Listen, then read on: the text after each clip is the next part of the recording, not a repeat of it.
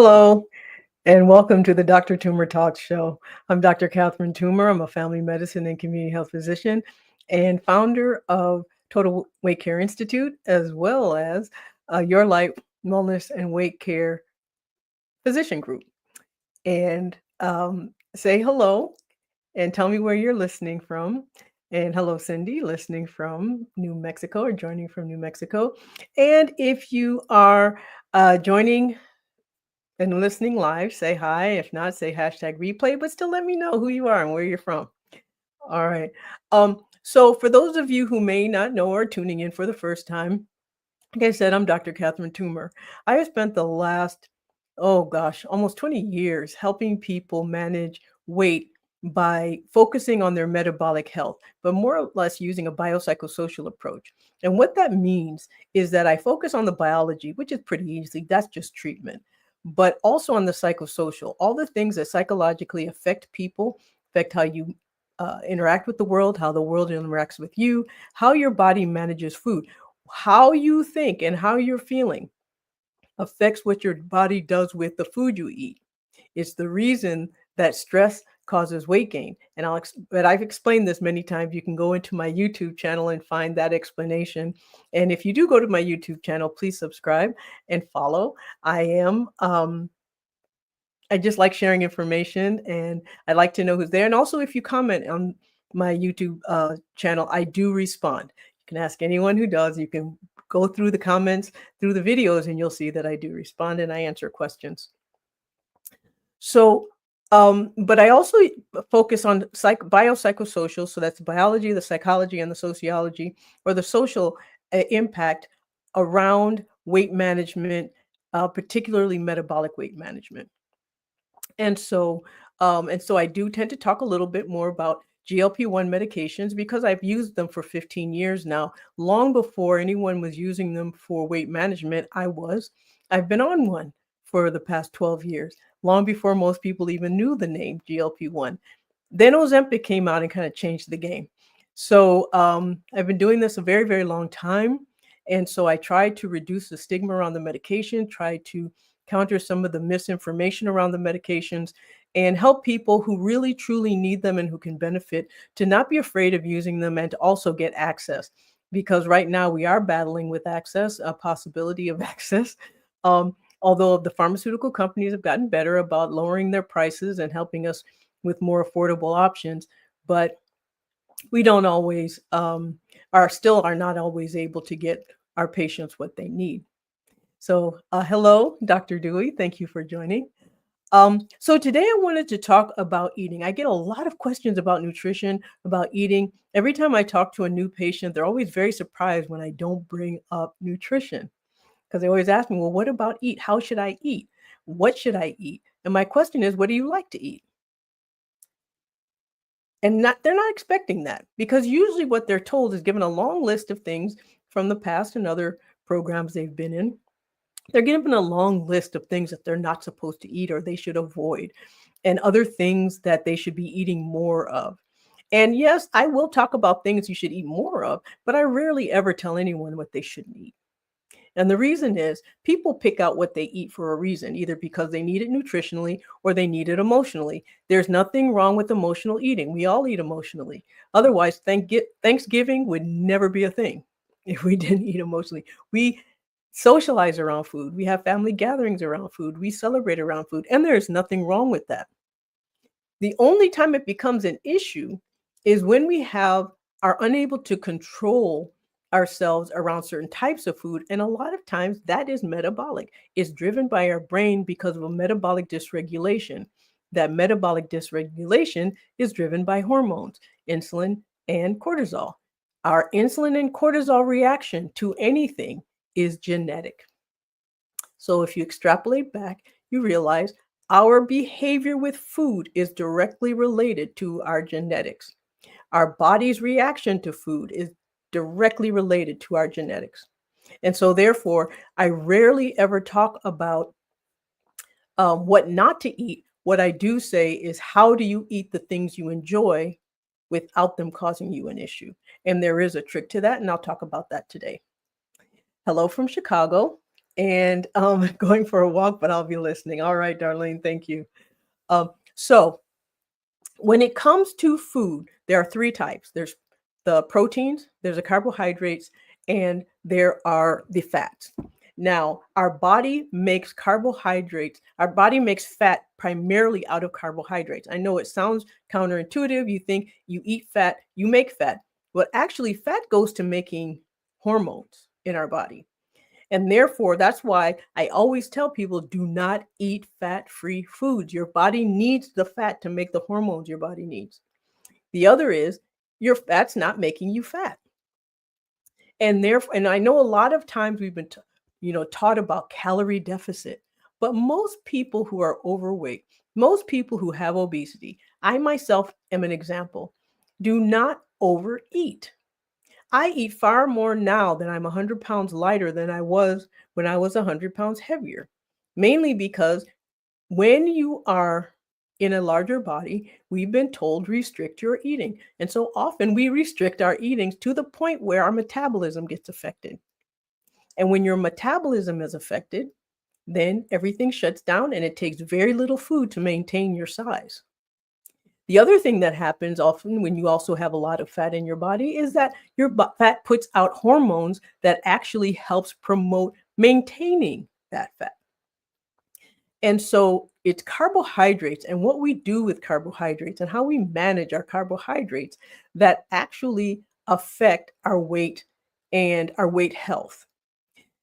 And so managing carbohydrates isn't the same as cutting them out. It is not sustainable to cut out carbohydrates for a couple of reasons. One, our brain needs it for messaging, and our muscles need it for fuel. So if you cut out carbohydrates, it makes you very tired and very weak very quickly. Now, you can eat protein and help build your muscle, but when you have an underlying metabolic issue going on, your muscle is competing with that metabolic process. And when it competes with that metabolic process, it cannot get the fuel it needs because your brain is sending it to make fat cells. And that's usually because your insulin's too high, because you have insulin resistance or prediabetes or diabetes, or because your cortisol levels are high, because you have, polycystic ovary syndrome, or you have you're in menopause, or you're in a high stress situation and your body reacts very quickly to stress and drives your cortisol levels up. So all of these things affect how our body reacts to food, but we can hack that. We can hack that system. And the way we hack that system is by focusing on protein and fat, and not as a percentage so that it drops the percentage of carbohydrates. So an example, if you want to eat rice, you look at your plate, you divide it in a quarter, and you make sure the rice is no more than a quarter of that plate. So what that means is that 3/4 of the plate is protein and vegetables. No one says the plate has to be small plate. It can be a big plate, just as long as the portion of carbohydrates is 1/4 of the rest of the plate. It's visual. So if you want to eat a certain amount of rice or a certain amount of potatoes or a certain amount of French fries or a certain amount of something that is a starch, you have to be sure that the amount of protein and vegetables and fiber around it is 3 times more. And that's the trick.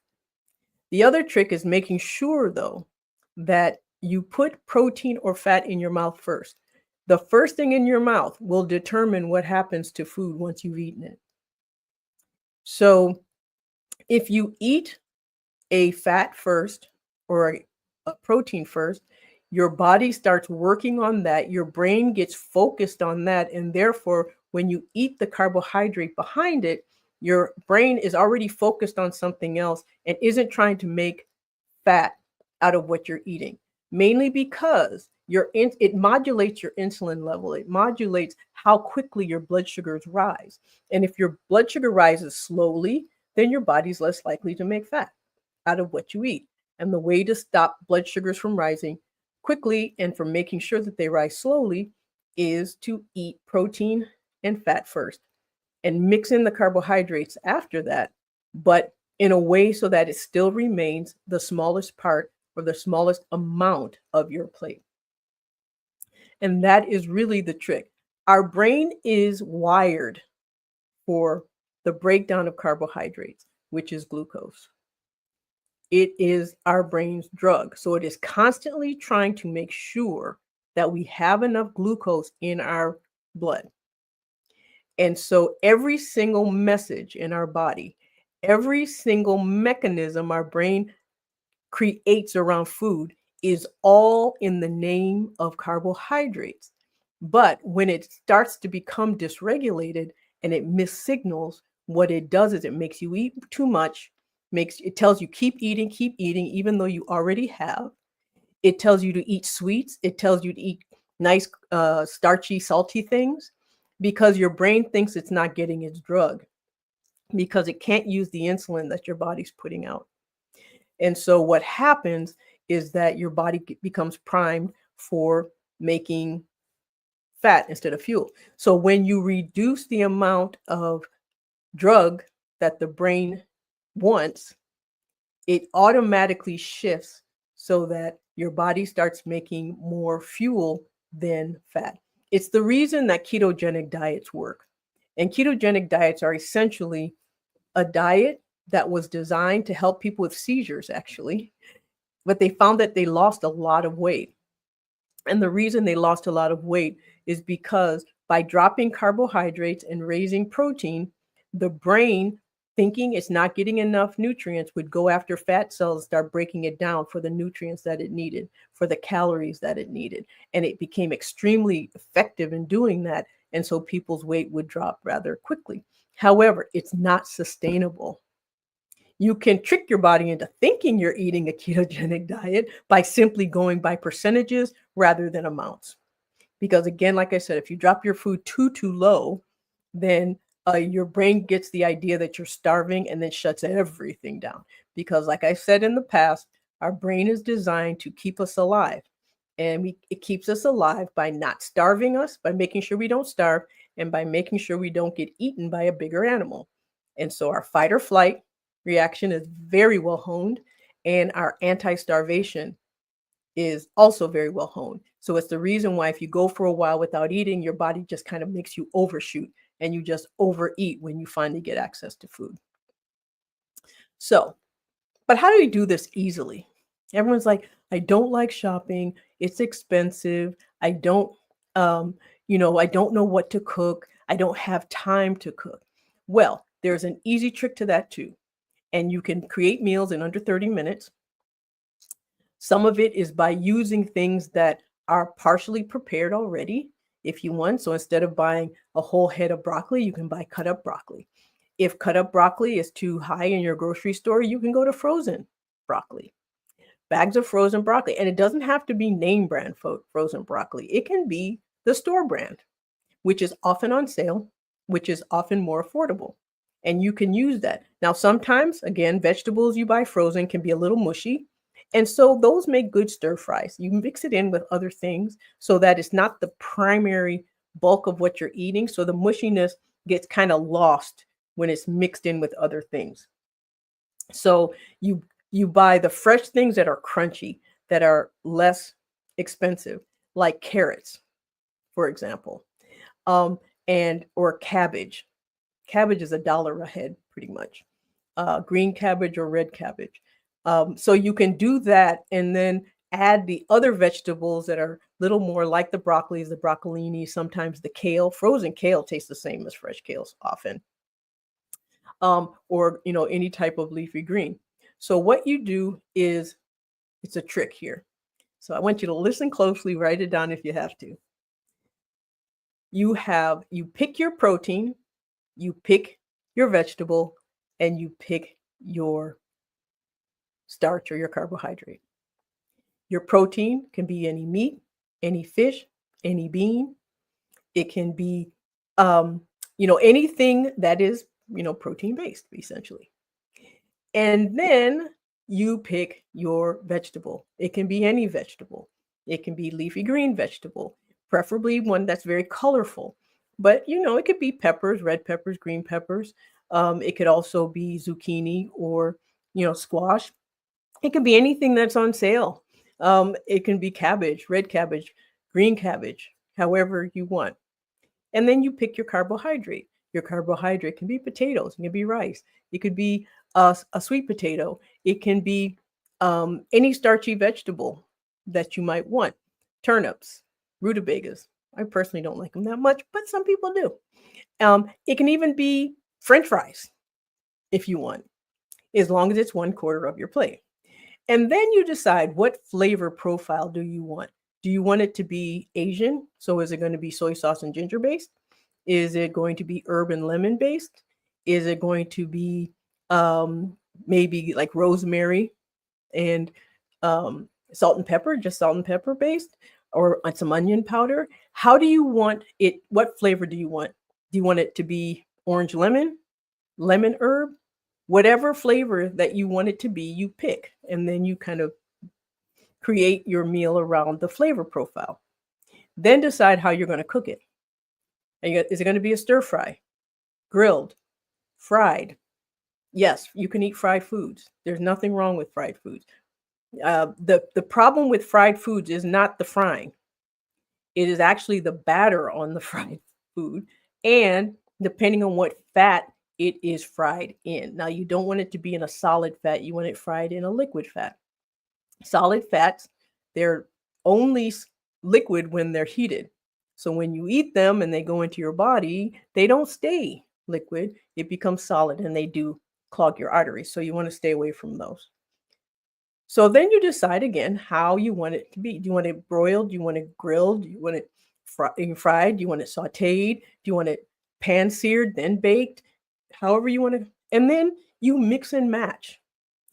Perfect example. So if I want French fries, for example, I may have, baked beans, sugar-free baked beans with my French fries, and maybe a beef patty or a piece of grilled chicken, or, especially if I have a grill and it's warm outside, I may do something from the grill, grilled chicken or grilled beef or something, or lamb. That's a nice combination. Or I may take the French fries and put chili on top and then cheese. And then they become chili cheese fries. The chili is very high in protein. The cheese is high in fat. And the smallest part of the plate is the French fries. So you've loaded up your plate with things that are not carbohydrates. And that's fine. If you want to have rice and stir-fried vegetables and meats go very, very well together. You don't have to necessarily chop it up yourself. You can buy it chopped already. You can find whatever it is on sale at the grocery store. Like I know, especially now with grocery prices being what they are, there's nothing wrong with shopping on a budget, but that doesn't mean you have to shop in a way that's unhealthy for you. And so you just grab, any frozen vegetable, you grab any piece of meat, and you can chop up yourself, and you stir fry it together with some soy sauce and some ginger, and you put it over your rice. And what it is, but you make sure that is 3/4 of the plate, the rice is 1/4 of that plate. So that is how you eat very easily in a healthy way. It's very simple, and you can mix and match so you don't get bored with eating different meal every single day, because you can mix and match it every single day. The other, though, is casseroles. You can do that also with casseroles. If you want to make a casserole, if you have a family, I'm from a big family. My mother used to make casseroles a lot. And so what you do is you just make sure that the starch of that casserole, when you're mixing everything together, it is only 1/4 or less of the total of what's going in that casserole. So is it broccoli, cheese, some meat, and rice casserole? Is it a noodle-based casserole? Is it, lasagna based? Or if like lasagna, you can put layers of vegetables and cheese and meat and just limit the amount of noodles that go between them. So it's like, for every noodle, there's like this much of everything else. So there's lots of ways that you can do that in a way that's very healthy and it tastes very, very good. Um, and so that is the trick. That's how you do it. And And it's not, of course, it gets easier the more you do it with anything, it takes some thought, but then over time it becomes second nature. And it doesn't take a lot of time. You can use air fryers if you want. I have one collecting dust because I've never quite learned how to use it, but I also like cooking and I like cooking quickly, but I like making sure that everything's done usually within 30 minutes. So I do that. I do a lot of pan searing and then throwing in the oven while I finish everything else because that's a quick way of making meat. Um, before I continue, I just want to say hi for everyone. Darlene from Chicago, thank you for. I always, know you're out walking. I hope this is helping. Jennifer from Nebraska, Joy from Barbados, um, Denise from Pennsylvania, and so oh, Sharon says, thank you for helping me. You're very welcome. So, Val asks, beans in chili and fries are carbohydrate. No, not. Now, that's a misconception. The smaller the beans, the more protein there is. Much of the carbohydrates in bean that you see in carbohydrates, look at the label. And what it will tell you is how much of that is fiber. When a bean, it tells you your total carbohydrates, but a lot of that is fiber and a lot of that is soluble fiber. Our body reacts differently to a carbohydrate in the form of fiber than it does in the form of, say, other high starchy or high glycemic index foods. Beans are not a high glycemic index food, meaning that the breakdown of its carbohydrates does not make your blood sugar shoot up like some other things. Like with really the most highly glycemic things are white rice, white potatoes, and white rice, white potatoes, sugar, white sugar. Um, and so those are the most highly glycemic. And you can look up lists online. It will tell you what foods are highly glycemic. With beans, the smaller the bean, the the more protein packed it is. The larger the bean, like lima beans, large red beans, and they do have more starch in them. They're still better than other starches, non-vegetable starches, however, or non-vegetable carbohydrate. However, they are more, say, than lentils, navy beans, small red beans. So when you make chili, especially if it's a meat and bean chili, it is going to be very high in protein. Now, the one thing that does happen when you have to be careful with is tomatoes, and because tomato is a fruit. Fruit have a lot of sugar in them. So tomato-based sauces are often high in sugar. So they have to be treated like a carbohydrate, not like a fruit or vegetable. I mean, not like a vegetable. So any fruit are sweet. They're sweet because of sugar. So the other is you've got to be very careful with going after fat-free creams when using them. When you remove the cream, I'm sorry, fat-free, when you move the fat in anything, it leaves sugar behind. So if you have something that is a combination of carbohydrates, protein, and fat, and you remove the fat, it automatically increases the percentage of carbohydrate in it. Leave the fat in. Leave it in its most natural form. Unless you have a cholesterol issue and your doctor says you have to restrict certain types of fat, keep it in your food.